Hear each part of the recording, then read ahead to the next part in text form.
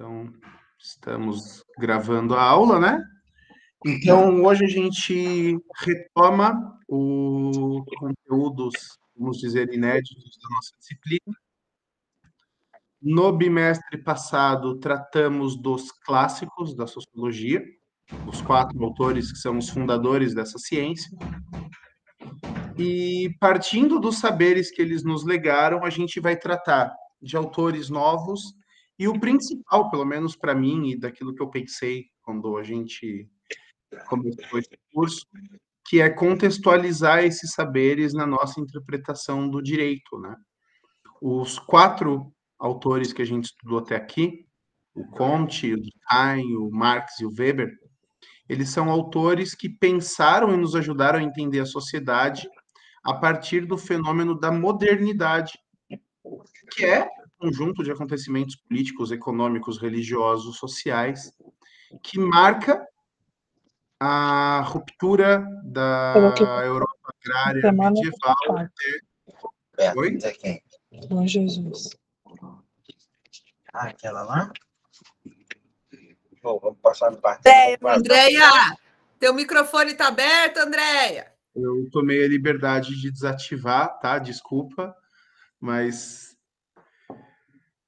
vamos lá. Onde é que eu estava? Então, é a passagem daquele mundo medieval, agrário, católico, para um mundo urbano, industrial, para um mundo proletário e não mais camponês, para um mundo industrial e não mais agrícola, para um mundo de distâncias encurtadas de poderes políticos consolidados, para o mundo que foi o da civilização, especialmente a civilização ocidental. A gente acaba tendo esse foco maior na civilização ocidental, porque o Brasil, embora não seja propriamente um país ocidental, ele é altamente tributário das culturas oriundas desses países, e ele se encontra, de alguma forma, inserido no modo de produção capitalista, que é característico desses países, né? Então, a gente estudou os 4, porque com eles a gente tem uma visão do que são os fatos sociais, a gente tem uma visão do que é a organização do trabalho, a gente tem uma visão da relação entre o indivíduo e a sociedade, e a gente tem uma visão do método de conhecimento da sociedade, da positivação disso no direito, né? Para citar aí contribuições dos 4 autores do nosso primeiro bimestre. A questão é que, assim como nós não vivemos mais propriamente o período da modernidade, essa tem o seu auge e, vamos dizer, a sua completude no processo das duas grandes guerras mundiais.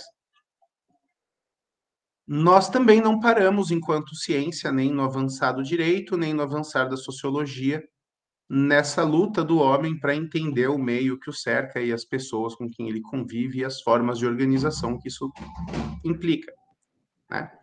Então, nesse segundo bimestre, eu quero trazer para vocês alguns autores e temas pós-modernos, no sentido que pós-modernidade acaba tendo um significado um tanto específico de um modelo de pensamento e de uma escola até de pensamento. Mas eu falo de pós-modernos no sentido de depois da Segunda Guerra Mundial e depois da modernidade. E com isso a gente vai tentar entender algumas situações que se refletem no direito de hoje. Eu até perguntei para vocês o que vocês estão estudando em Constitucional 1 e o histórico da formação das constituições, e vocês mesmas perceberam que há muitos pontos de contato entre a minha disciplina e a disciplina de Constitucional 1, porque a história do constitucionalismo nada mais é do que a materialização jurídica do processo de formação da modernidade. Na medida em que nós temos ali uma separação entre igreja e Estado e uma profissionalização e uma formação do aparato burocrático nas cidades a partir do fortalecimento da burguesia, essa nova ordem jurídica ela vai ter que encontrar a sua via de expressão e a sua via de positivação, né, no sentido kantiano do termo, e isso vai se dar a partir da teoria constitucional, que é a ideia das cartas magnas limitadoras do poder do Estado e definidoras dos poderes dos indivíduos.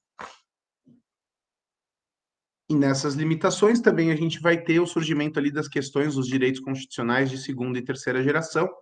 Creio que vocês também estejam estudando isso em constitucional, que é a consagração constitucional dos direitos coletivos. E quando a Constituição trata um direito coletivo, ela necessariamente está consagrando uma visão de sociedade. E mais ainda dos direitos difusos, que são aqueles direitos que pertencem a todos, mas não são titularizados por ninguém. Direitos como relações de consumo, meio ambiente. Todo mundo é titular do direito ao meio ambiente saudável, mas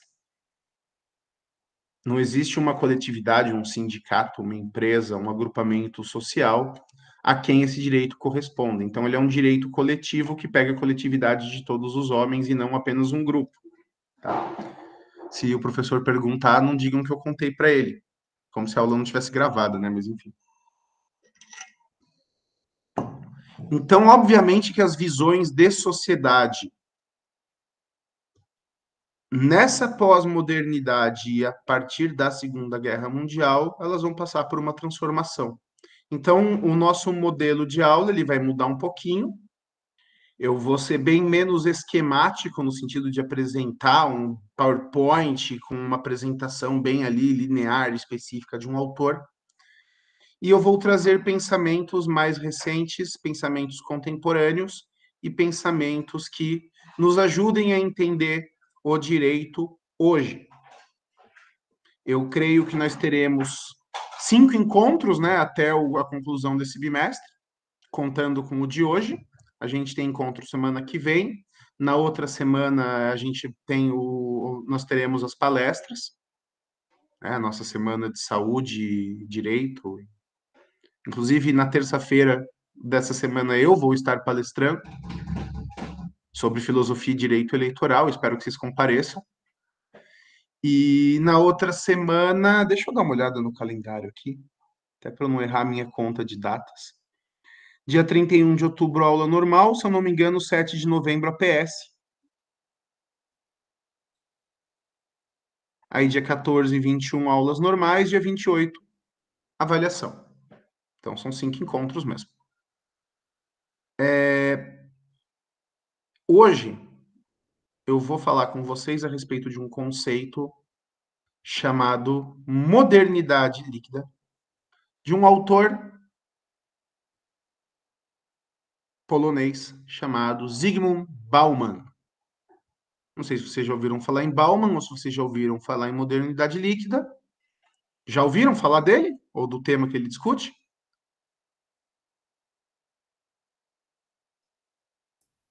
Eu já ouvi falar do nome, mas eu nunca li nada a respeito, professor. Tudo bem. Então vamos apresentar esse autor para vocês, porque se do tema que ele se da pessoa dele, dos livros dele, vocês até hoje não tinham ouvido falar, eu tenho certeza absoluta que da problemática que ele traz na obra dele, que é extremamente original, além de extremamente bem escrita, e é uma leitura leve, assim. Bauman era um cara que, inclusive, escrevia em jornal, escrevia artigos, ele não era aquele autor de leitura pesada. Eu tenho certeza que da temática que esse autor discute, vocês estão aí carecas de saber e vocês vão reconhecer muitos dos problemas e muitos dos tópicos trazidos por esse autor, tá certo? Então, primeiro vamos apresentar o Bauman. Ele nasceu na Polônia em 1925 e, como o nome entrega, ele vem de família judia. E, para aqueles que têm alguma noção de história, deve imaginar que crescer na Polônia dos anos 30, sendo judeu, não era exatamente a experiência mais interessante, né? A Segunda Guerra Mundial ela vai começar ali no final da década de 30, justamente com a anexação da Polônia por parte a oeste da Alemanha e a leste da União Soviética. Os dois países... Oi, Franciele, pode falar. A apresentação é essa tela branca mesmo? Eu tenho um texto, você está vendo? É um texto escrito individualidade, é isso? Isso é uma página do livro. Ah, então tá bom. Fiquei na dúvida. Isso, isso. É só uma página do livro, vou ler um trecho dele daqui a pouco.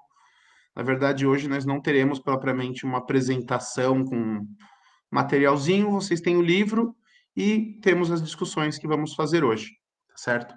Na verdade, vocês que, ao final da minha explanação, vão elaborar alguma coisinha para mim, como a gente tinha conversado na semana passada. Então, o nosso autor, ele viveu na Polônia. Quando os alemães invadiram, ele e a sua família fugiram para a União Soviética, o que foi bastante inteligente da parte deles. Então, Bauman viveu ali por um bom período na União Soviética, né? Ele, depois do fim da guerra, ele seguiu vivendo na Polônia como oficial, como integrante do exército soviético.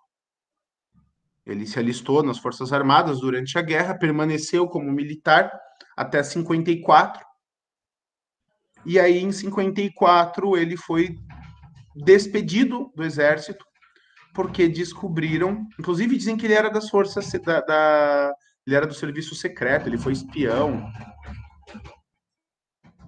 Meu cachorro tá querendo invadir a sala, eu fechei ele lá fora porque ele tá cagando em tudo aqui dentro e eu não tô conseguindo. Então restringi o espaço dele, ele não gostou. Enfim, desculpem o barulho, mas vocês estão me ouvindo bem apesar disso, né? Tá legal, Sim. tá legal. Ele inclusive foi espião do exército soviético. E enquanto espião do exército soviético, veio ali a criação do Estado de Israel. Aliás, vocês estão acompanhando o noticiário, né, da coisa horrível que está acontecendo lá, né? Enfim, ele pediu cidadania por ser judeu, e como a União Soviética era contra o regime que estava se instalando em Israel naquele período, ele foi mandado embora do exército. Se ele quer ser cidadão israelense, ele não pode ser um oficial da União Soviética, ele foi mandado embora. Ele seguiu com seus estudos, ele era formado em sociologia. No mesmo ano que ele foi mandado embora, ele entrou no mestrado, e logo entrando no mestrado, ele já se tornou professor na Universidade de Varsóvia, na Polônia, que na época era parte da União Soviética, tinha um regime alinhado a Moscou. Ele não sofreu perseguição política, ele só foi mandado embora do exército. E aí ele se tornou professor em Varsóvia, professor de sociologia, terminou seu mestrado, terminou seu doutorado, seguiu uma carreira acadêmica. E até que no ano de 68, na Polônia, em vários países da chamada Cortina de Ferro, as autoridades ligadas aos soviéticos procederam com expurgos, ou seja, eles começaram a mandar embora todos os profissionais, todos os pensadores, escritores, filósofos, artistas que não estavam plenamente alinhados com o regime. Aconteceu na Tchecoslováquia um evento chamado Primavera de Praga,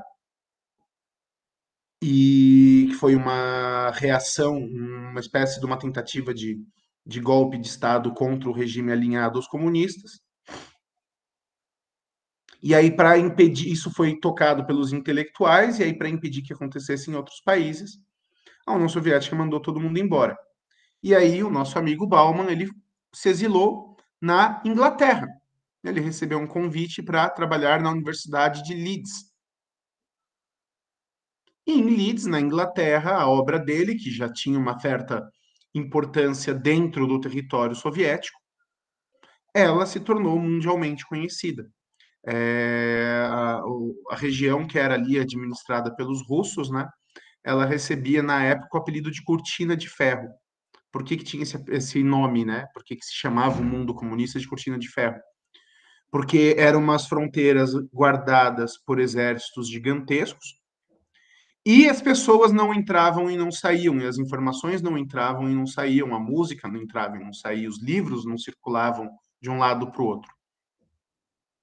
Quando o Bauman foi expurgado, ele levou tudo que ele aprendeu na Polônia e na União Soviética para o Ocidente. E aí ele começou, então, a realizar os seus estudos já dentro do âmbito ocidental. E no âmbito ocidental, ele se especializou no estudo da pós-modernidade.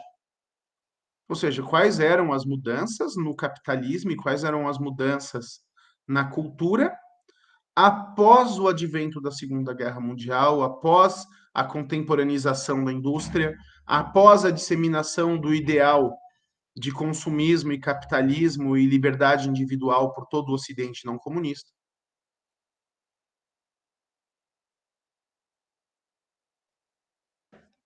E nesses estudos que ele chegou à tese da modernidade líquida. Ele acabou sendo um dos precursores dos estudos da chamada globalização e da pós-modernidade.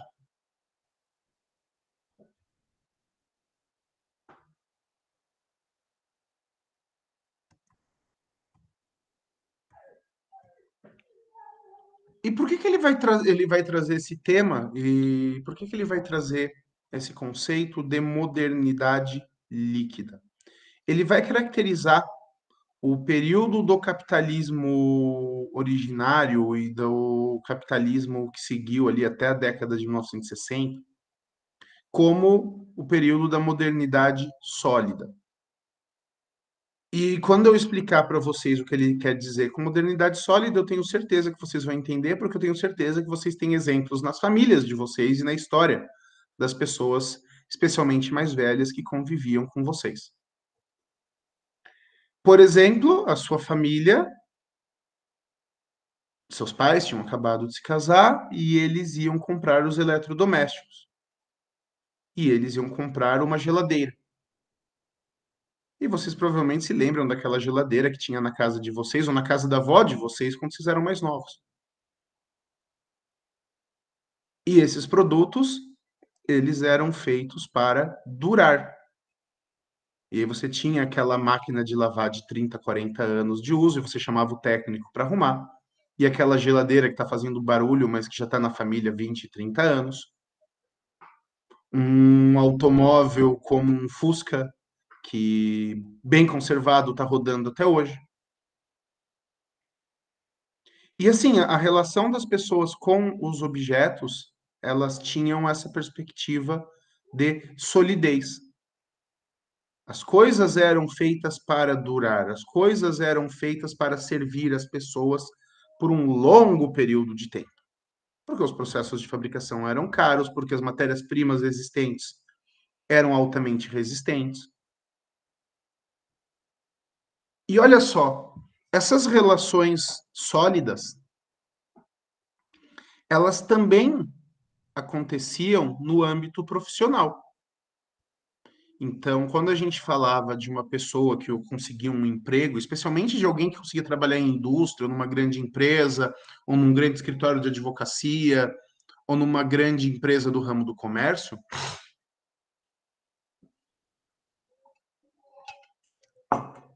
estávamos pensando em perspectivas profissionais de carreira de 20, 30 anos.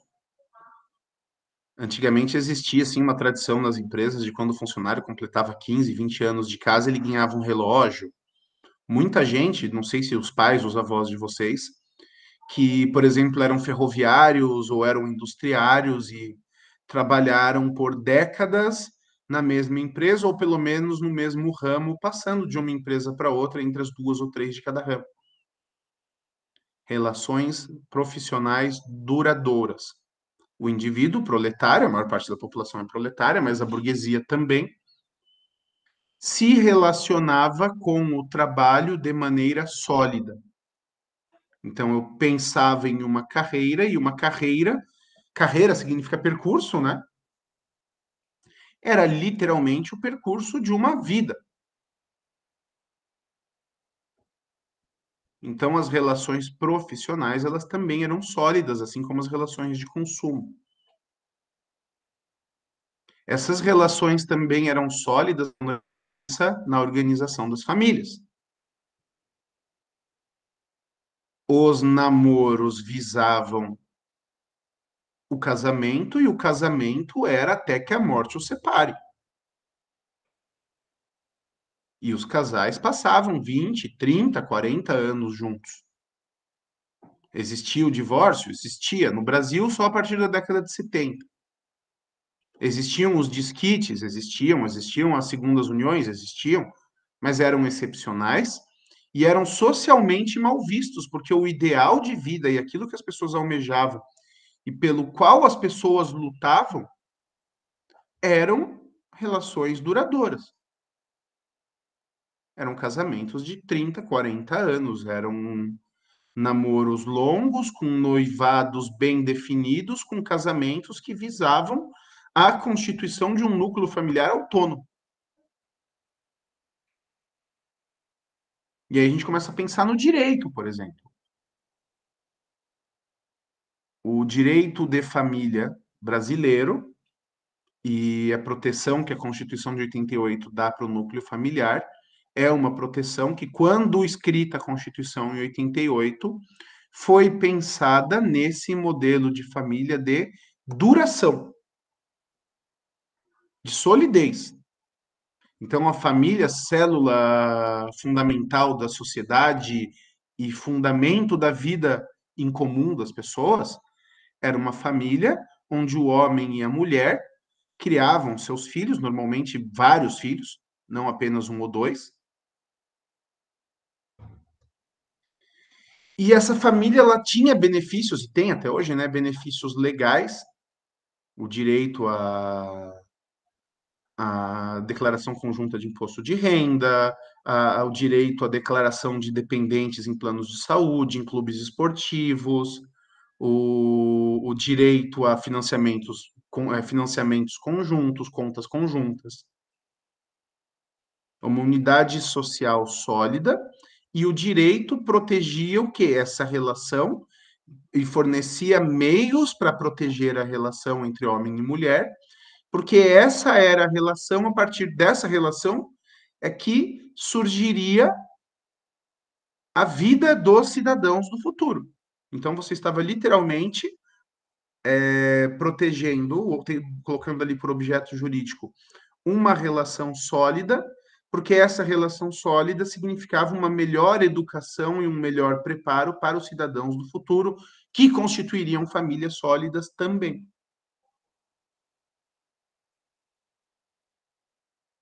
E a própria relação do cidadão com o Estado e com as ideologias, ela também era sólida.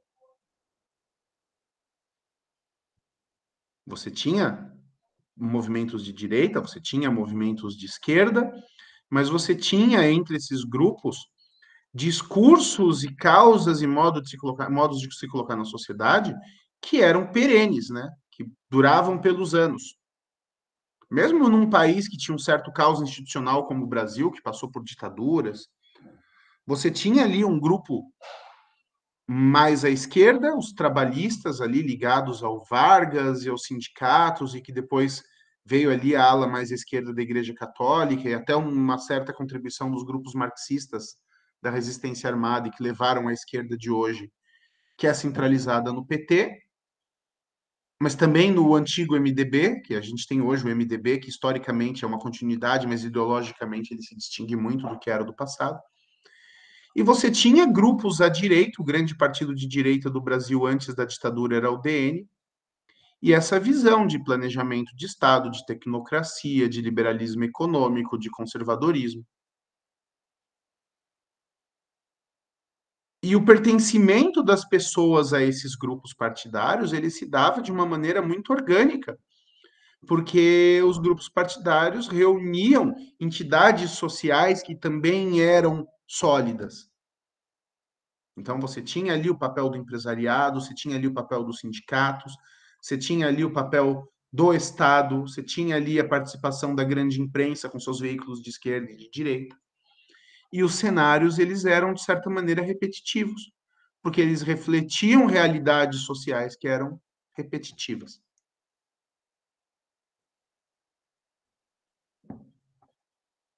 Esse foi o mundo dos nossos avós, esse foi o mundo que os nossos pais viram se transformar. Esse não é o nosso mundo mais.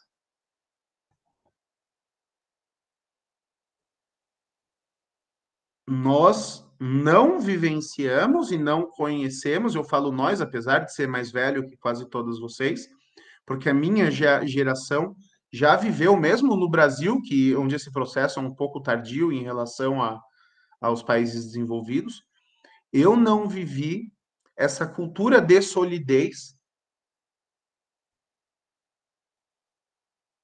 que os meus pais viveram, que os meus avós viveram. A ideia do emprego de 25 anos, onde você ganha um relógio, a ideia da geladeira que vai durar 20 anos, a própria ideia das relações de longo termo, apesar de eu pretender ficar casado com a minha esposa enquanto eu vivo e estiver, né? Mas o que eu vejo ao meu redor não é isso. O que eu vejo no mundo que me cerca não é isso. A relação profissional não é a mesma, as pessoas hoje trocam de emprego e de carreira numa velocidade muito grande. Os modos de família mudaram muito, as organizações familiares mudaram muito. E isso anotem até, porque eu vou conversar, eu vou pedir para vocês, para que vocês localizem, especialmente no direito constitucional, caracteres dessa modernidade líquida. E o que a gente vê, por exemplo, quando a gente fala em direito de família e na proteção que o Estado dá à família?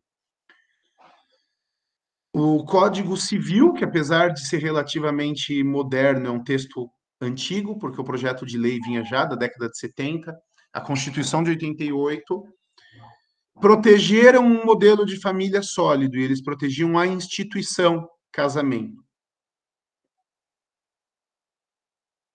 Quando a Constituição reconhece as uniões estáveis, por exemplo, ela reconhece as uniões estáveis visando a sua transformação em casamento. E isso é literalmente o que está escrito no texto constitucional.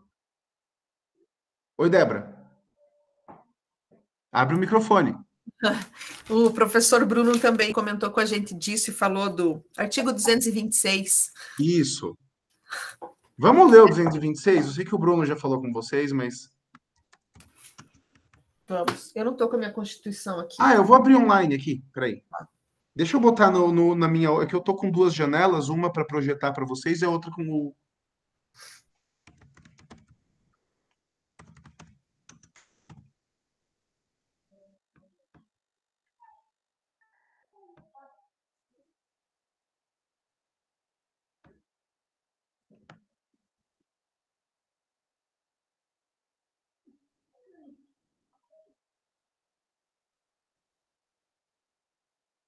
Eita, passei.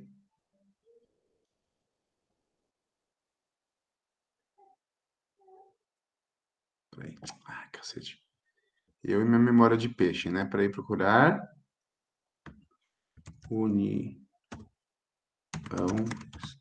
Aqui, ó. O 226, né? A família, base da sociedade, tem especial proteção do Estado. E no parágrafo 3º, né? Para efeito da proteção do Estado, é reconhecida a união estável entre o homem e a mulher como entidade familiar, devendo a lei facilitar sua conversão em casamento.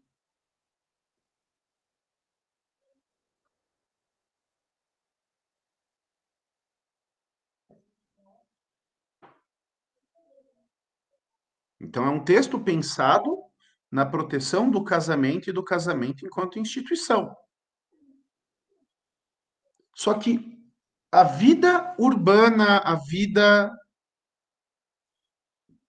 atual na nossa sociedade, ela deslocou o sentido dessa proteção para uma proteção não da instituição, mas do afeto.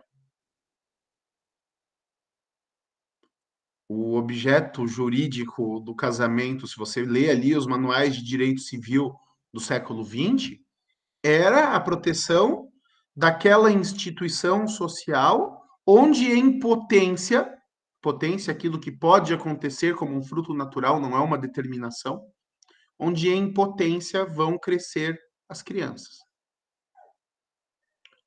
A proteção civil para o casamento hoje, para além dessa proteção da instituição, ela é uma tutela do afeto. As relações, elas vão ter a duração que for determinada pelos afetos dos indivíduos e não por um compromisso de solidez para com a instituição. As pessoas buscam a própria felicidade na medida em que estar com o outro contribui para a própria felicidade. Os casamentos e as uniões estáveis se constituem. E tanto é assim que nós, pela via da jurisprudência, estendemos essa proteção da união entre o homem e a mulher para os casais de união homoafetiva, onde não há a potencialidade do surgimento de novas vidas, pelo menos não pelos meios naturais. Porque o que está recebendo a proteção do Estado é o afeto. E o afeto é mutável. O que eu amo hoje, eu não amo amanhã. O que eu desejo hoje, eu não desejo amanhã.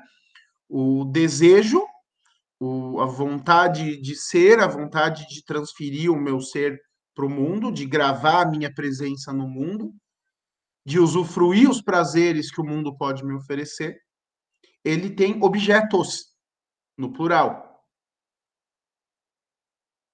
Nós transferimos a nossa libido, e aí estou falando em termos até de psicanálise. Se formos ter a disciplina de filosofia, eu prometo que eu volto nesse assunto com vocês, né?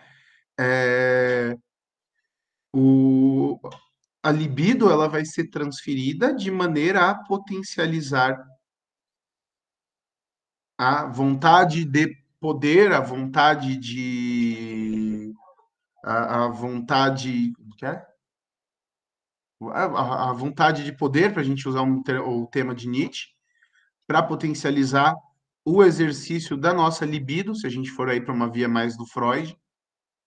E isso, obviamente, gera variações. Então, o objeto da proteção hoje é estabelecer condições civis para que as pessoas protejam seus patrimônios e constituam conjuntamente patrimônios, enquanto vivem relações que não necessariamente são sólidas.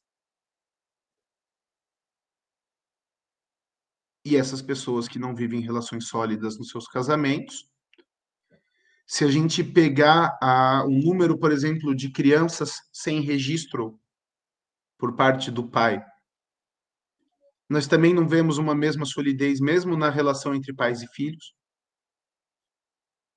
Nós não vemos a mesma solidez na relação dos indivíduos com as empresas onde trabalham. Nós não vemos a mesma solidez no compromisso filosófico e ideológico que as pessoas assumem politicamente. Isso é o que Bauman chama de sociedade líquida. Vocês conhecem essa realidade. Estou falando de algo estranho para vocês? Então, vocês conhecem essa realidade. A questão é que, assim, e aí eu vou lá pro texto que eu estava projetando para vocês, deixa eu só mudar aqui.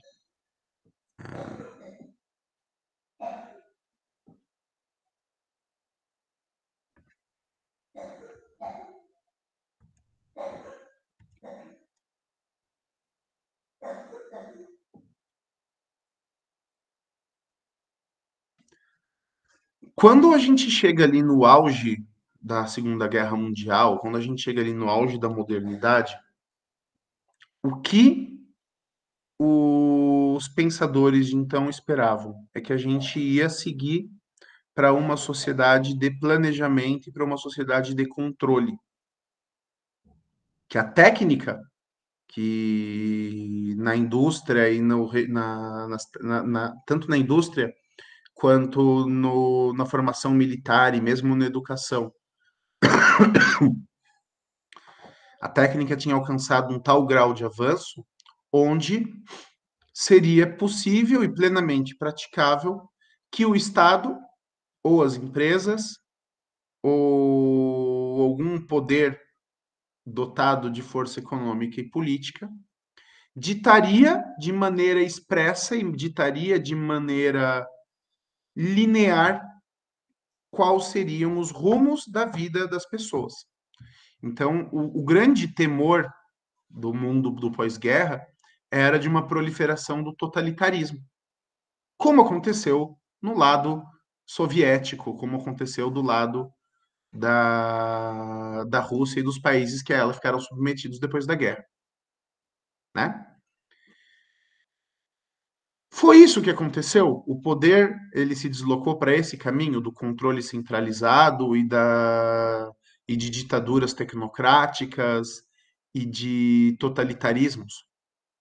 Não, com exceção de uma determinada parte do mundo que seguiu um tipo de regime específico e que quase todos já ruíram, a maior parte do mundo seguiu por um caminho diferente. Isso é o que começa a escrever o nosso autor aqui no início do capítulo 2 do livro, que eu tenho certeza que vocês vão querer ler. Né? Então, eu vou começar aqui, ó. É difícil lembrar e ainda mais compreender que há não mais de 50 anos, a disputa sobre a essência dos prognósticos populares, sobre o que se deveria temer, sobre os tipos de horrores que o mundo estava fadado a trazer se não fosse parado a tempo, se travava entre o Brave, tá errado aqui, Brave New World, Admirável Mundo Novo, de Aldous Huxley, e o 1984, de George Orwell. Já leram alguns dos livros? 1984, já leram? Alguém já leu? Mas a realidade do 1984, tenho certeza que vocês... Oi, Isabela? Você leu? Não, professor, não li. Ah, tá. É que você abriu o microfone, eu achei que você ia falar. Mas o personagem principal e o grande personagem oculto do 1984, eu tenho certeza absoluta que vocês conhecem, que é o grande líder ideológico do Partido Socialista Inglês, que dominava a República da chamada Oceânia, que englobava as duas margens do Atlântico, Inglaterra, Estados Unidos e Canadá. E eu tenho certeza que vocês conhecem, que é o Grande Irmão, ou Big Brother. Já ouviram falar no Big Brother, certo? Por que o programa, o BBB, o Big Brother Brasil, se chama Big Brother? Se chama Big Brother por causa desse livro, 1984, do George Orwell. Big Brother é o grande irmão, é o grande líder do regime do socialismo inglês. E ninguém nunca o viu. Mas apesar de ninguém nunca o ter visto, como o Big Boss para as pessoas que estão trancadas na casa do BBB, ele tem acesso a tudo, ele tudo vê. Na casa dos indivíduos que vivem sob esse regime, há um dispositivo chamado de teletela, que é uma televisão, vamos dizer, ela transmite mensagens e propaganda do partido o tempo todo, mas ao mesmo tempo em que ela transmite imagens para os cidadãos, ela também capta imagens dos cidadãos. Então, os cidadãos nesse país estão sob vigilância 24 horas por dia, 7 dias por semana. E eles têm todos os aspectos da sua vida planejados pelo governo. Onde eles vão trabalhar, como eles vão trabalhar, em que lugar eles vão morar, como eles vão se relacionar com o sexo oposto, se eles vão ou não poder se casar, não que o casamento signifique vida em comum, porque as pessoas vivem sozinhas, e os casados apenas têm autorização para eventualmente se encontrarem sexualmente, de modo a gerar a prole das próximas gerações de cidadãos. Isso enquanto eles não encontram um meio para fazer as inseminações sem a presença dos casais. Pode levar de volta, por favor. Meu cachorro escapou. Agora, vocês vão assistir a cena da criança correndo atrás do cachorro. Cadê?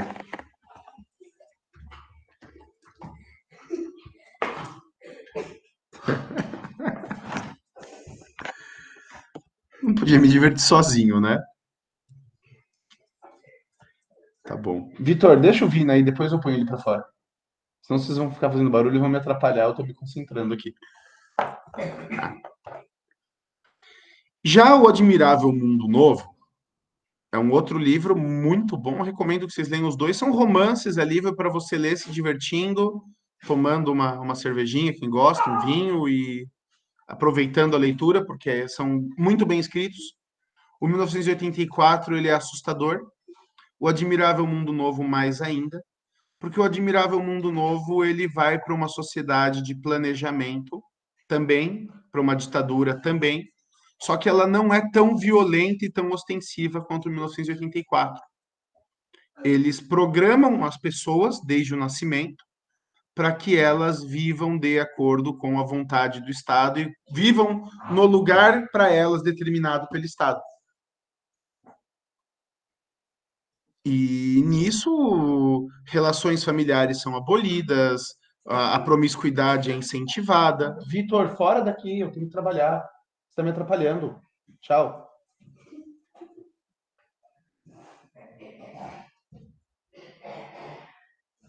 Mais alguém tá com criança em casa ou sou só eu que tô me ferrando aqui? Aí. Vitor também. Vitor também? Deus te abençoe, cara. Tá. Então, o mundo do Admirável Mundo Novo, ele é muito mais aberto, porque as pessoas são tão programadas e educadas desde o berço que o autoritarismo não é mais necessário. Já pararam para pensar que uma ditadura, ela precisa de um regime forte porque ela é fraca? Se as pessoas estivessem dispostas a obedecer, o aparato de repressão não seria necessário? Quanto mais violento e autoritário um regime, mais fraco ele é e não mais forte. Então, em 1984, você tem um regime autoritário aberto, que esmigalha a individualidade, a liberdade das pessoas. Eles controlam o passado e o futuro, eles têm um departamento de controle do passado, onde eles reimprimem as fotos, onde eles tiram as pessoas do lugar, e aí o Estado, o passado deixa de existir. Então, o regime está em guerra com a China. Então, a China sempre foi inimiga do regime. Se a guerra mudar, eles simplesmente apagam os jornais do passado e o regime sempre foi aliado da China. E quem dizer que é mentira está espalhando fake news e vai ser preso. É o passado, não existe o futuro, não existe nada, existe a pessoa servindo ao partido. No Admirável Mundo Novo, esse tipo de situação não é necessária, porque as pessoas são mantidas sob controle pela formação genética, né, pela eugenia, pela educação e pelas drogas. Quando a pessoa está triste, infeliz ou um tanto cabisbaixa por não sentir, por não ver sentido no mundo que a cerca, eles desenvolveram uma droga chamada soma, que dá para essa pessoa aí um pico de felicidade, uma viagem. O soma é inspirado ali no LSD, né? É um pico de viagem de alguns dias, de onde a pessoa volta mansa, tranquila. Então, o mundo que as pessoas temiam na época do 50 anos antes do lançamento do livro era esse. Se a gente ia para um regime de programação ou se a gente ia para um regime de autoritarismo. Tá? A disputa era certamente legítima e honesta, eu retomo a leitura, pois os mundos estão vivamente retratados pelos dois visionários distópicos. Distopia ao contrário de utopia, um futuro negro. Eram tão diferentes quanto água e vinho. O de Orwell era um mundo de miséria e destituição, de escassez e necessidade. O de Huxley era uma terra de opulência e devassidão, abundância e saciedade. Como era de se esperar, os habitantes do mundo de Orwell eram tristes e assustados, os de Huxley despreocupados e alegres. Haviam muitas diferenças não menos notáveis, os dois mundos se opunham em quase todos os detalhes. No entanto, havia uma coisa que unia as duas visões. Sem isso, as duas distopias não dialogariam e muito menos se oporiam. O que elas compartilhavam era o pressentimento de um mundo estritamente controlado, da liberdade individual não apenas reduzida a nada ou quase nada, mas agudamente rejeitada por pessoas treinadas a obedecer ordens e seguir rotinas estabelecidas. E eu posso parar a projeção do livro por aqui. Espera aí. Eu posso parar a projeção do livro por aqui e vamos ficar só na nossa conversa, tá? medo do mundo quando a modernidade chega no seu ápice, quando você tem a materialização do nazismo, quando você tem a materialização do totalitarismo de esquerda na União Soviética, era do surgimento de sociedades de controle. No entanto, o resultado do processo de urbanização, de alienação, de atomização que a gente discutiu nas aulas anteriores, não levou uma sociedade de controle, pelo menos não da forma que o Huxley e o Orwell enxergaram. Pelo contrário, o que a gente viu foi uma dissolução dos vínculos sociais e uma afirmação cada vez maior do individualismo. As pessoas, comentamos várias vezes ali, né, sobre o processo de urbanização que foi motivado e que também se seguiu às revoluções industriais, né? As pessoas deixaram modos de vida tradicionais sólidos para se aventurarem em novas vidas nas cidades. Nas cidades, as pessoas viviam rotinas estressantes, alienantes, e elas não tinham uma inserção social e uma participação no ritmo e no rumo da vida que existia nas comunidades mais tradicionais. E eu digo mais, porque num primeiro momento você ainda tinha, até porque o trabalho industrial ele era predominante e ele era estritamente organizado de maneira a ser ele era de maneira a ser linear, linha de produção, linha de montagem, que o primeiro proletariado industrial ele contava com uma solidariedade de classe que era muito forte. Só que na medida em que a indústria perde espaço, que a tecnologia avança, que o setor de serviços avança, e que a cultura de massas, que a indústria cultural avança, essa unidade de classe também se perde. Então, ao invés de uma sociedade do controle, a modernidade líquida ela vai ser uma sociedade onde as pessoas não encontram determinações sólidas para suas vidas socialmente falando, e por não encontrarem determinações sólidas para suas vidas, constroem os seus caminhos na pura individualidade.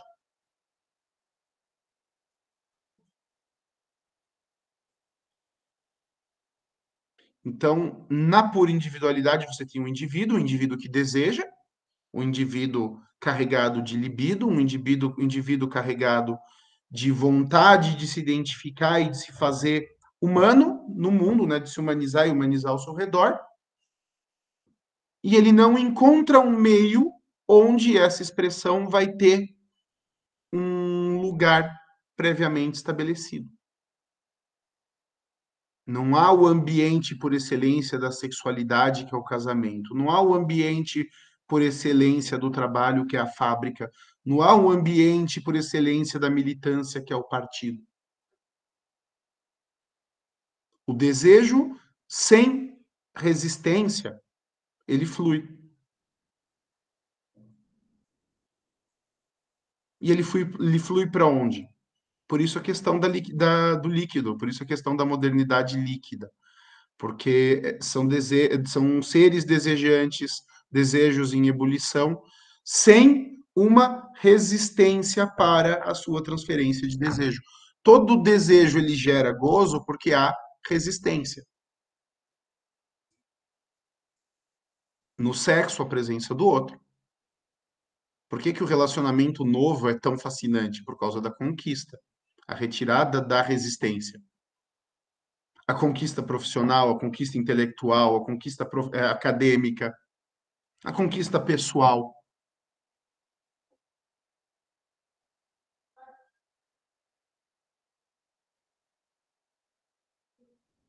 A sociedade sólida é uma sociedade de resistências. Então, por ser uma sociedade de resistências, ela é, por um lado, uma sociedade um tanto autoritária, que pode se tornar extremamente autoritária, se tornou, ela se moldou em alguns países em regimes extremamente autoritários. Mas, por outro lado, ela é uma sociedade que dá vazão para o desejo, dá lugar para o gozo. A sociedade pós-moderna, na medida em que esvazia esses lugares de resistência, ela também esvazia o foco do prazer.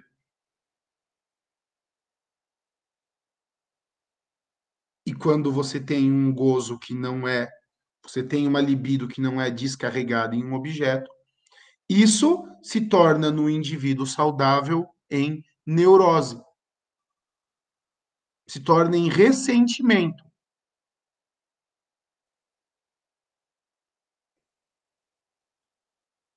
E se torna, quando a gente olha para a sociedade, insatisfação. Nenhum emprego vai preencher o espaço da tua vontade profissional. Porque eles não colocam resistência, é uma mera troca. Você vai lá, trabalha, ganha, sai fora, foda-se. Nenhuma relação vai oferecer a resistência do casamento tradicional cristão. O sonho do felizes para sempre. E aí a gente vai de frustração em frustração, de parceiro em parceiro, de emprego em emprego, de carro em carro, de celular em celular, de curso em curso, de livro em livro.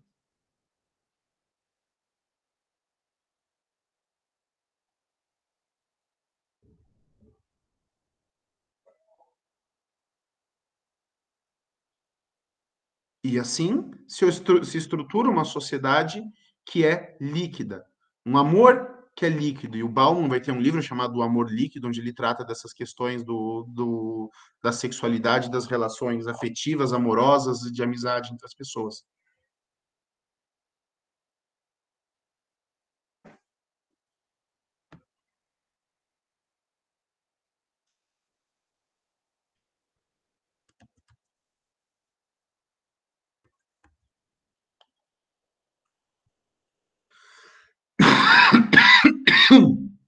Desculpem.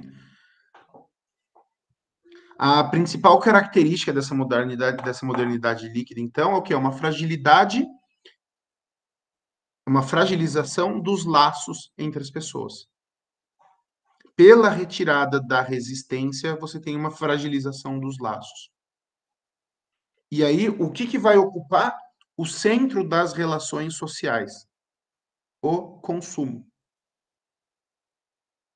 O que vai nos, qual vai ser a principal resistência apresentada para os indivíduos numa sociedade urbana pós-moderna capitalista? A conquista de bens materiais. As pessoas vão se definir socialmente, vão transformar em signo. Não que isso seja uma novidade, né? Mas isso vai ganhar um caráter muito acentuado. As pessoas vão transformar em signo objetos de consumo. E elas vão levar ali ao extremo a intuição mais correta que Marx teve, que é a do fetiche da mercadoria. As coisas não têm valor de uso, mas têm o valor simbólico, especialmente o valor de troca. E essas coisas, a partir do momento em que vivemos esses tempos de insatisfação, elas, quando conquistadas, se tornam bugiganga, se tornam lixo, se tornam merda. E a gente precisa transferir essa libido, essa vontade, para outras coisas. E não só isso, os nossos laços sociais também são consumistas quando a gente está falando da relação com outras pessoas.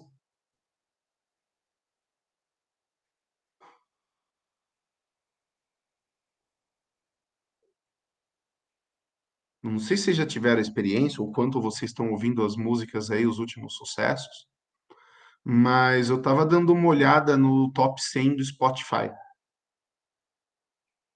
As 100 músicas mais ouvidas do Brasil nos últimos dias, na última semana. E assim, eu não vou criticar, não vou falar que é ruim, até porque eu não conheço a maior parte dessas músicas, né?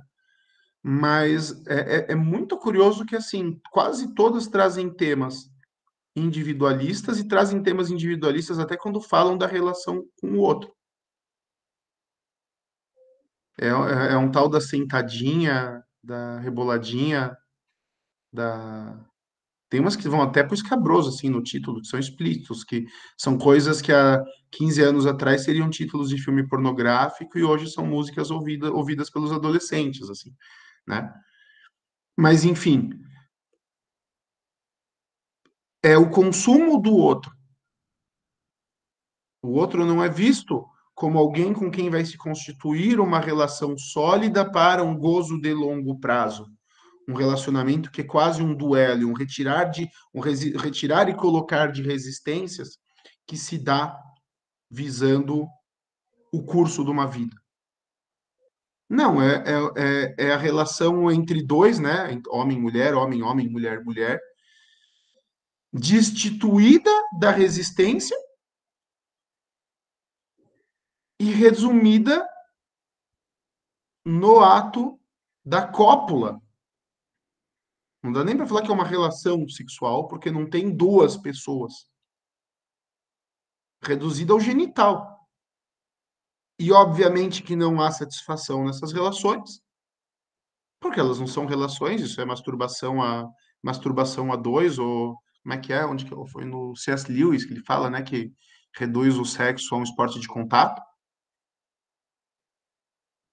Tipo, trepar e lutar jiu-jitsu é a mesma coisa, mesmo segue a mesma lógica. Muito louco isso, né? Enfim, não há satisfação.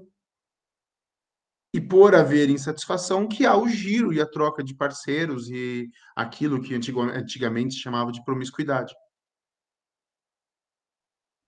Esse excesso não é uma riqueza, esse excesso é uma falta. Ou, pelo menos, ele reflete uma riqueza, mas também uma falta. Eu não estou sendo aqui o apologista da ordem antiga. Se o modo de vida da modernidade sólida fosse bom, a humanidade não teria também abandonado. A questão é que a gente viveu essa transição, né?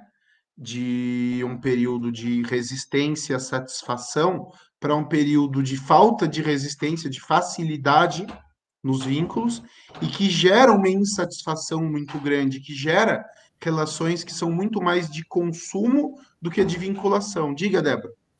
Então, professor, para mim, sempre quando tem, né, para mim, esses extremos, né, é o sistema do pêndulo. Você está aqui nesse extremo e quando você solta o pêndulo, ele vai para o outro ponto, né? Ele não vai buscar, ele não vai parar num equilíbrio, né? Então, tinha isso, você solta o pêndulo, ele vai fazer isso, né? E a gente vê isso na sociedade.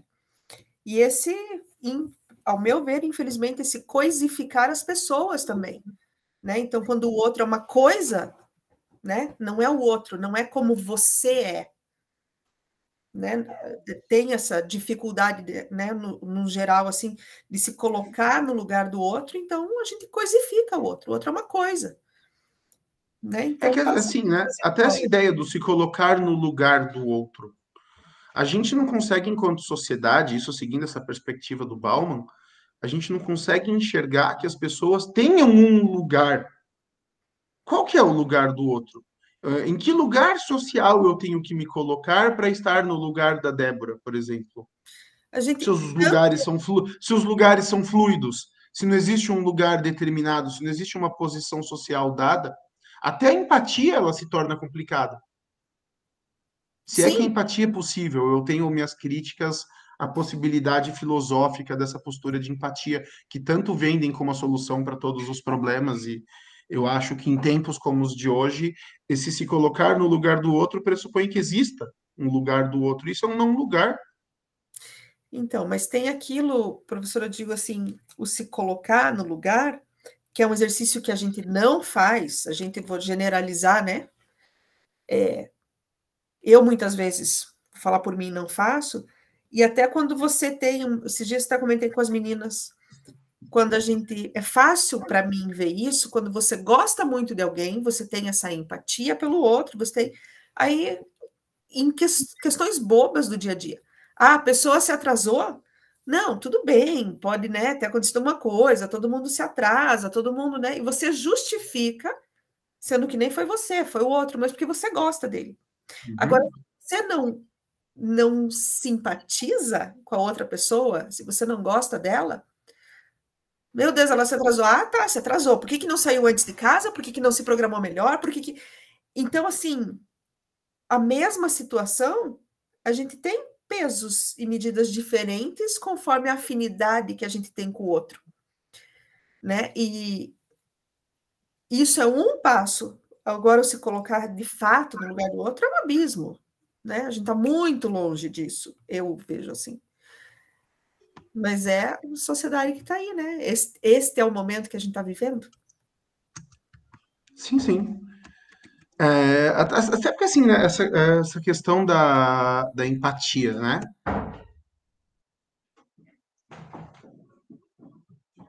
Peraí, deixa eu mexi na aba aqui e acabei perdendo a tela, né? Essa questão da empatia. Às vezes, até por ter uma relação de proximidade com o outro, que o julgamento daquele que se colocar no lugar do outro se torna ainda mais duro. Porque, mas e se eu tivesse no lugar do fulano? Puta, eu conheço o lugar do fulano e justamente por isso eu faria totalmente diferente do que ele faz. É justamente por isso que eu não entendo, sabe? Eu acho que essa ideia do lugar do outro em tempo de sociedade líquida, ela é muito complicada porque não há um lugar dado para o outro. O lugar do outro é ocupado também de maneira arbitrária. E não só isso, você estaria no pessoa... lugar do outro com as tuas experiências, sim, com a tua vivência. Sim, com Por certeza. isso você faria diferente. Com certeza. Né? Então nunca vai, né? Talvez nunca dê para você ocupar o lugar do outro, porque o lugar do outro tem outras vivências, tem outra história, tem outra. E dois corpos não ocupam o mesmo lugar no espaço, né? Se o outro está no lugar dele, você não tem como estar no lugar do outro. Sei lá, eu acho que é uma frase de autoajuda bonita, é bacana para a gente postar no WhatsApp, mas como postura de vida, como postura filosófica, não vale a página que está impressa esse papo de empatia. Enfim, opinião polêmica da noite, a gente não pode passar sem uma, né? Vamos retomar aqui, né? A modernidade líquida, ela vai ter três grandes características, né? Que é o desapego, porque a partir do momento em que as relações de consumo, de comércio, de política, de amor, de sexo, elas não geram uma vinculação de longo prazo, elas também não geram instituições de longo prazo. Acabou. Você pula de emprego em emprego, você pula de relacionamento em relacionamento, você compra e se satisfaz no ato da conquista, da compra, e a compra é muito importante na sociedade líquida, porque o reunir capitais para comprar é um dos poucos momentos de resistência, e, portanto, de transferência de libido, que ainda estão à disposição das pessoas, né? Então a gente tem, mas é uma coisa que se esvai nela mesma. Você não compra um desafio maior, né? Você tem um processo de provisoriedade que acaba sendo correlato ao de desapego, porque a gente precisa praticar o desapego e aí entra até aquela conversa do amor próprio, né? A gente acho que falou disso em aula anterior, né? De valorizar muito o si mesmo, porque a gente não pode contar com o outro coisas, pessoas, ideias num espaço de um mês, 2 meses, 1 ano, 5 anos, 10 anos. E isso afunda os indivíduos num processo de individualização, que é muito grande. Um individualismo que é muito grande. Não individualismo no sentido clássico do egoísmo, sabe? Mas individualismo no sentido de que a pessoa não está inserida em estruturas coletivas. Tanto que hoje a grande luta política do nosso tempo é o chamado identitarismo. O sujeito vai se identificar politicamente pela religião, pela prática sexual, pela cor da pele, sabe? Enquanto a política historicamente ela se define em classes, hoje a política ela está muito mais pautada em questões estritamente individuais, em afetos e em situações que, por serem afetivas e individuais, não se prestam à negociação política. Qual que é o risco da política afetiva? Qual que é o risco da política identitária? da política calcada em gênero, da política calcada em religião, da política calcada em hábitos de origem afetiva. É que essas coisas não são politicamente negociáveis. O patrão e o empregado podem negociar a condição de trabalho e salário, porque eles estão falando de dinheiro. Agora, quando eu chego na política calcada em raça, em religião, em sexualidade, o que, que o lado que demanda tem para oferecer? Qual que é a negociação política possível?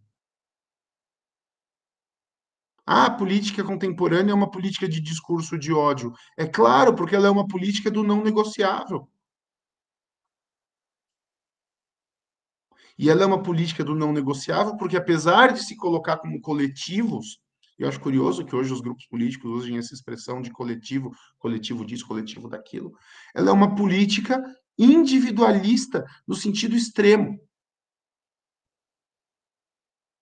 Que a pessoa está botando na arena política as poucas características que ainda são dela, próprias, as poucas situações que a colocam enquanto membros de uma sociedade e coisas das quais ela não pode abrir mão. Então você não tem o que negociar.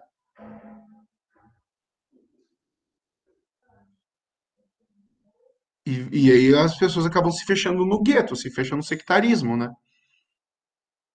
O sectarismo é o conjunto, o sectarismo é a política da seita. Deixa eu só botar o carregador no meu computador, senão a gente vai interromper a aula por falta de bateria aqui. Só me dá um minutinho.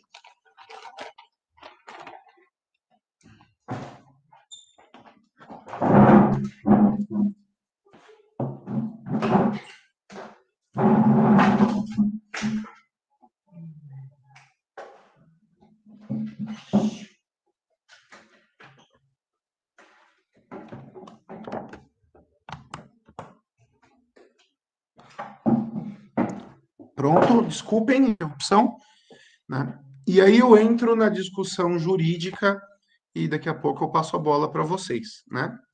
Que é o seguinte: a teoria constitucional, e que legal que vocês estão vendo isso agora também em Constitucional 1, ela é construída na modernidade. Então, ela é construída sob uma lógica da duração. Certo? O indivíduo que tem direitos coletivos, a gente tem ali uma parte da Constituição só para tratar da relação de classe e sindicato, a gente tem ali um direito de associação, a gente tem ali uma consagração da família duradoura.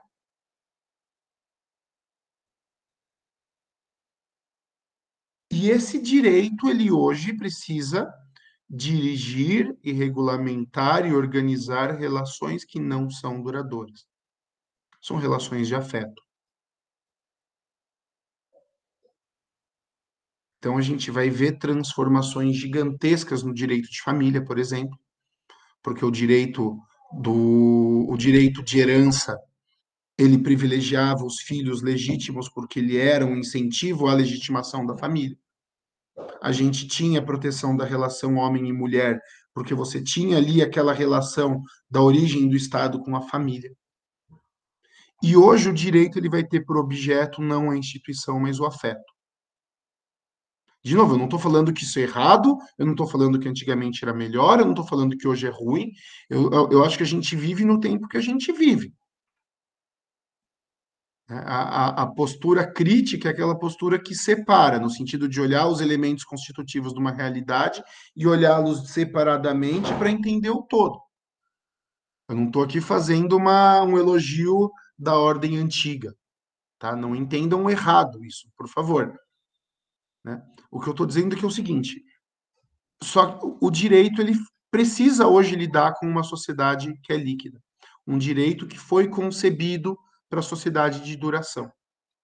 Se a gente pegar ali o direito do consumidor, as relações de consumo, é tudo pensado no sentido de garantia, durabilidade, longo prazo.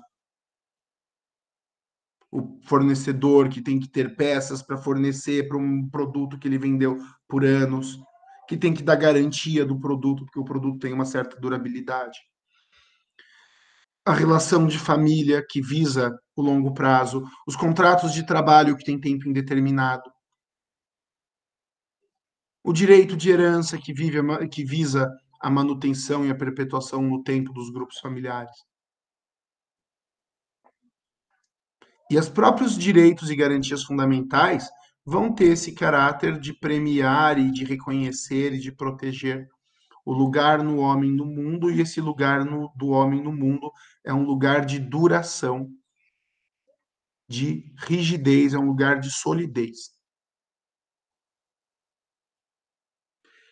Como que o direito vai enfrentar essa transformação e como é que o direito ele vai migrar de um modelo de rigidez para um modelo de solidez para um modelo de liquidez? E é curioso, eu até botei aqui para projetar. Peraí, deixa eu. Eu fechei a. Não fechei. Fechei outra aqui.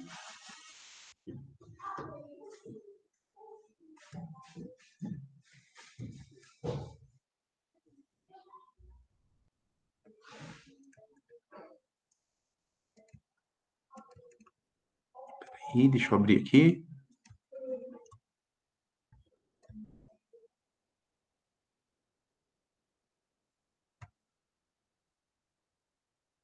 Que esse material eu até preparei para o curso de constitucional. Peraí.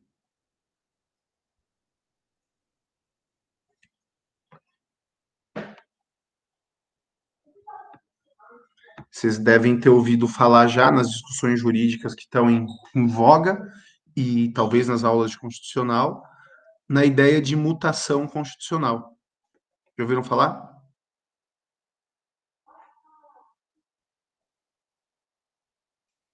Alguém? Sim, professor, eu ouvi falar. Ótimo. E o que é a ideia de mutação constitucional? É a ideia de que o texto constitucional, que é rígido, para que ele continue sendo texto constitucional, ele precisa sofrer mutações na sua interpretação. Que o direito, sem reforma legal, ele se transmuta e ele se torna outra coisa de modo a acompanhar a realidade social. Essas teses da mutação constitucional, elas estão muito em voga, especialmente porque dois dos autores que mais advogam esse estado de coisas no direito brasileiro ocupam cadeiras no Supremo Tribunal Federal, que são os ministros Gilmar Mendes, que é o decano da casa, e o Barroso, que hoje é presidente do Supremo. Né? E os dois têm obras onde eles tratam de controle de constitucionalidade e de mutação constitucional. Então, quer ver um exemplo de mutação? Esse é até bem antigo. A conquista do direito ao voto por parte das mulheres não veio acompanhada de nenhuma mudança constitucional ou legal.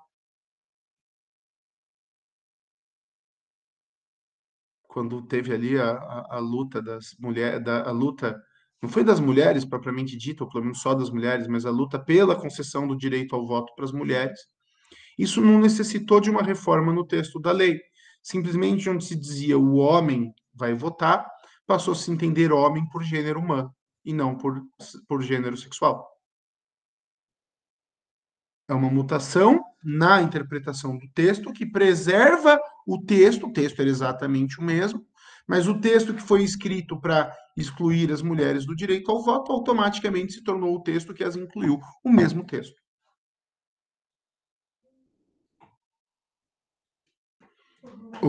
Na Constituição de 88, a inclusão da união estável, que tinha ali por objetivo a transformação das uniões estáveis em casamento, com o avançar da realidade, do fato de que uma imensa parcela da população vivia em união estável, mas não casada estava, serviu não para deslocar as famílias em união estável rumo ao casamento, mas para mover as pessoas à constituição de relações que se caracterizavam como uniões estáveis.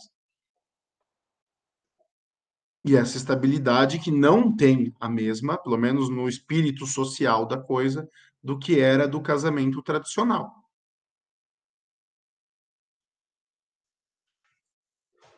Então, vocês percebem que para a gente enfrentar uma realidade que é líquida, a gente precisa, de uma certa forma, romper com a rigidez do direito, só que isso não é possível de ser feito por meio de uma ruptura do texto legal.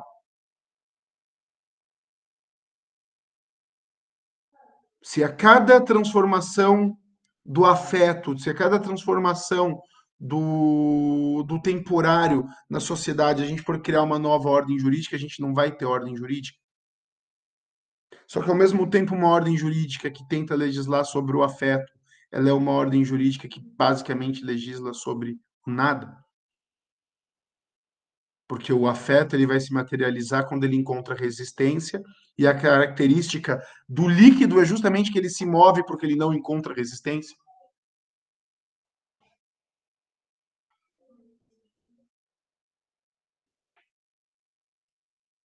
Então, a gente, ao mesmo tempo, judicializa as relações afetivas, mas quando a gente faz isso, a gente as desregulamenta. Descoloniza, para usar o termo de alguns desses coletivos de identitarismo.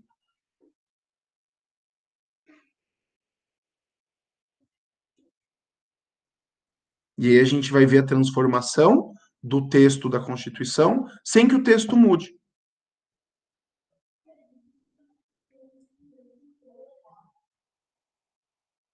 A mesma lei antidrogas que combatia o consumo e o tráfico de drogas, de algumas drogas, se torna, sem mudança na lei, apenas pelo deslocamento da interpretação, a lei que em discussão está no Supremo Tribunal Federal, a autorização do consumo recreativo de algumas drogas. A mesma lei, eles não vão mexer no texto. O sentido é líquido porque o afeto na sociedade é líquido. A interpretação jurisdicional, ela vai acompanhar o fato social. E não o contrário. A mesma Constituição que consagra o casamento entre homem e mulher é a Constituição que mutou para a união estável entre pessoas do mesmo sexo. O texto é o mesmo, a intencionalidade é diferente porque a sociedade é diferente. O objeto do afeto muda, a estrutura social muda ao redor.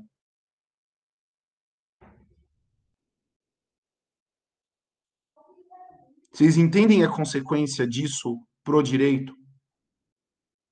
Talvez a gente se encontre ano que vem quando formos estudar controle de constitucionalidade.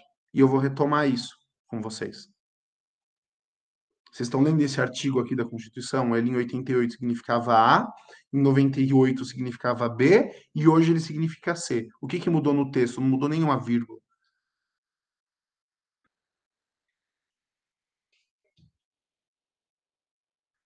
E vocês veem que isso também, ao mesmo tempo, traz aí um certo risco? Ó, aquela criança saltitando ali é minha filha, Lorena. Fala oi, Lorena. Oi.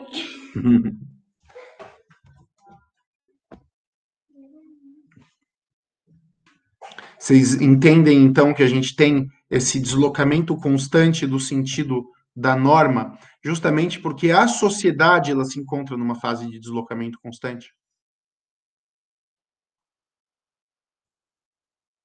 E que o desafio é conseguir construir uma ordem jurídica previsível, estável, que dê segurança jurídica para as pessoas constituírem família, patrimônio, trabalho, num mundo onde as pessoas não estão necessariamente interessadas em constituírem família, patrimônio e relações de trabalho duradouras.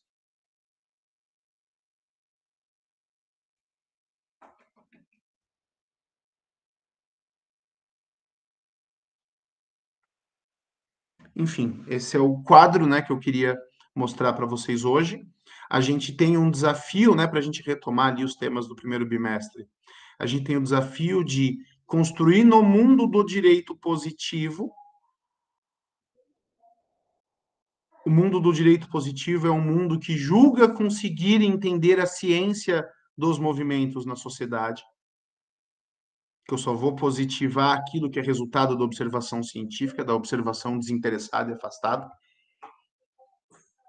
Então, eu tenho o desafio de construir um direito positivo para relações que, quando observadas de maneira afastada, se mostram fluidas. E se elas se mostram de maneiras fluidas, elas não constituem instituições, elas não constituem fatos sociais, no sentido tradicional do termo, que possam ser previstas. E se elas não podem ser previstas, elas não podem ser positivadas. Por outro lado, se eu não tenho o direito positivo, eu não consigo preservar nem as garantias dos indivíduos, que são, se a gente for levar a sério o argumento da pós-modernidade, o argumento da modernidade líquida, são a única instituição restante. O sujeito que deseja.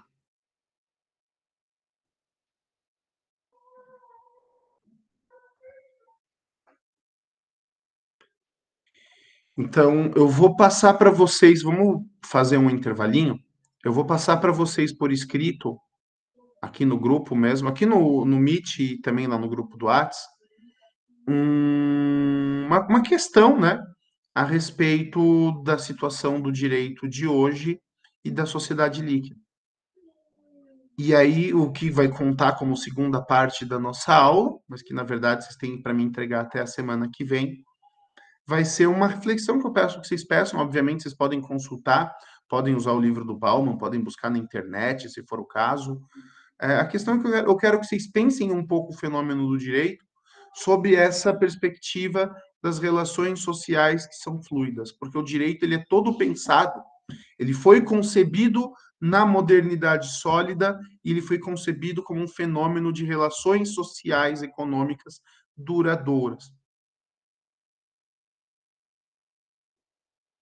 E eu quero que vocês tentem pensar um pouquinho o quão contraditória essa demanda de positivismo e de duração, se nós formos acreditar naquilo que o Bauman nos ensinou e formos acreditar na questão da fluidez e da liquidez das relações atuais, certo? Então vamos fazer uma paradinha aí, são 8h40, a gente volta em 15 minutos, pode ser? 5 para as 9? A gente segue a nossa aula. Na verdade, eu vou passar para vocês o que eu quero que vocês escrevam, vocês tiram as dúvidas, e aí vocês têm até semana que vem para me entregar, valendo um pontinho aí da nossa matéria. Certo? Então, dúvidas do conteúdo até aqui?